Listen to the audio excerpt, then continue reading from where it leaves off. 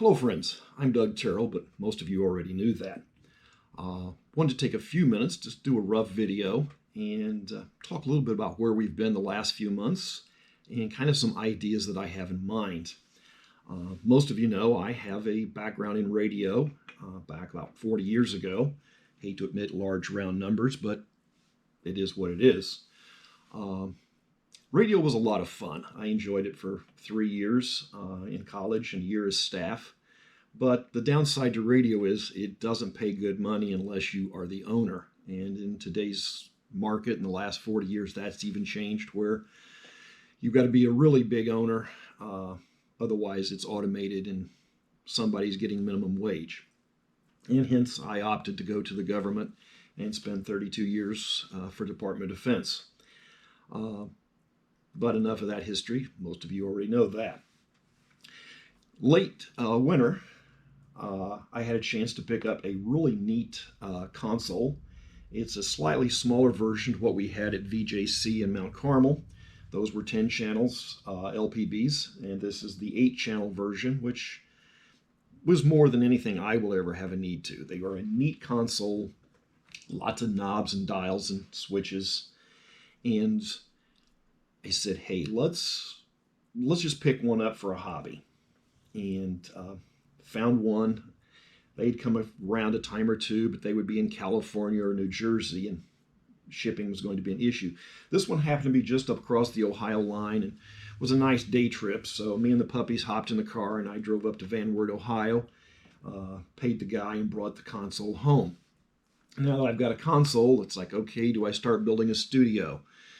Yeah, that's easy enough to do. A few pieces of equipment, a little bit of money. Yeah, a lot of money sometimes. But it would be neat to set up an antique studio circa 1980. I still haven't quite got there on that point, but the thought then occurred, what do I do with the studio?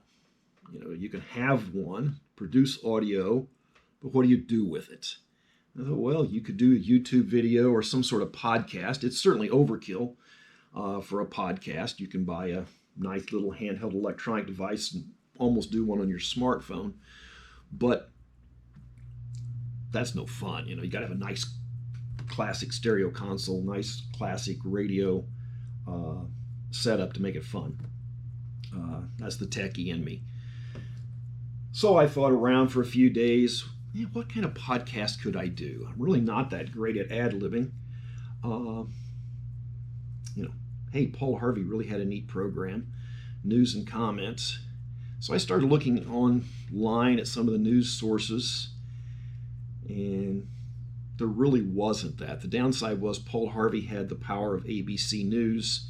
He was sitting in Chicago with all the news wires, so he had reams and reams of material to go through, basically free of charge. I start looking at UPI or any of those, and they want money. They think you're commercial, and they want serious money. So it's like, now that won't work.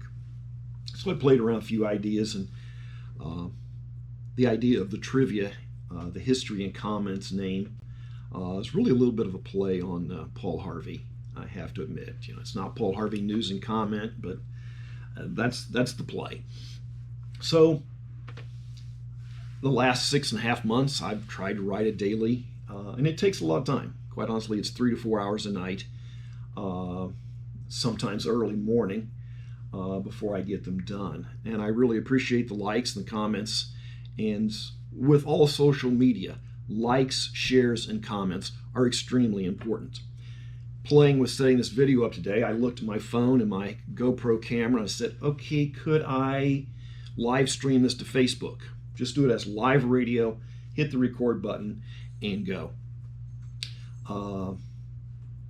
So I start setting my phone up and looking at it. And it's like, okay, set up Facebook Live. Oh, sorry, you need 1,000 subscribers to do that. And I think my YouTube page, I said Facebook, my YouTube page has 10 subscribers, maybe. They want 1,000. That's why anytime you see a podcast, and I'm all the time saying, like and share. All the algorithms to all the social media wants to see people looking at your material. If no one's looking at, no one's sharing, they're not going to waste their bandwidth, and everybody's in it to make a little bit of money. Enough rambling. chances are we'll never make any money. Hopefully we can at least pay for the toys. And that might be skeptical. So what's a program going to look like? We've sat here and talked for right at 5 minutes. And I said I can't ad-lib. I'm thinking 3 to 5 minutes. I've timed some of my posts, and generally 2.5 to 3 pages is 3 or 4 minutes. So I'm kind of shooting for that 3 to 5 minute. Paul Harvey done 15. I don't have 15 minutes worth of material a day, and don't have the production time. Quite honestly, Paul Harvey started at 2 o'clock in the morning for a noon program. So what's it going to look like? We're sitting here in our nice little studio. I managed to get the copy from today's news and comments that was posted at 7 o'clock this morning on Facebook. It's called Copy. It's all set out nicely in readable form, large type, wide spacing.